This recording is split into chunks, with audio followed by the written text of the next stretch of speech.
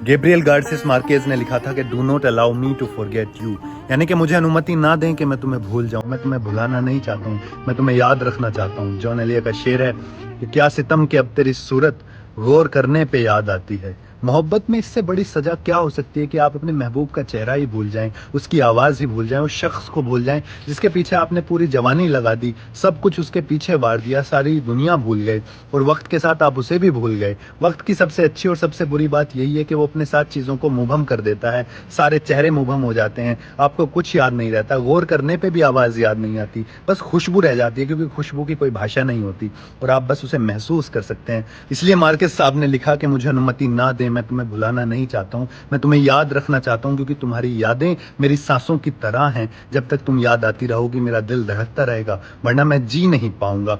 जैसे वो एक शेर है जलील साहब का कि दिल आबाद कहाँ रह पाए उसकी याद भुला देने से, सारा कमरा वीरा हो जाता है एक तस्वीर हटा देने से। मगर भूलना हमारे लिए जरूरी भी है क्योंकि फ्रेडरिक नीशे ने कहा था कि जिंदा रहने के लिए भूलना बहुत जरूरी है। जिस इंसान को सब याद रहता है वो जिंदगी जी नहीं पाता, वो पागल हो जाता है, वो मर जाता है।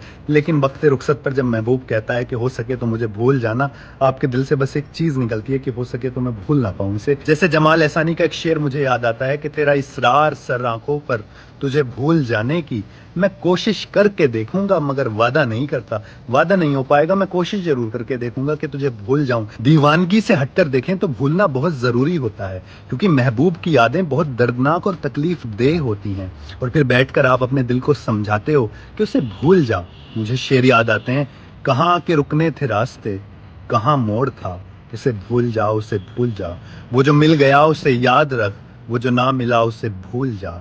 वो तेरे नसीब की बारिशें किसी और छत पे बरस गई, दिले बेखबर मेरी बात सुन, उसे भूल जा, उसे भूल जा।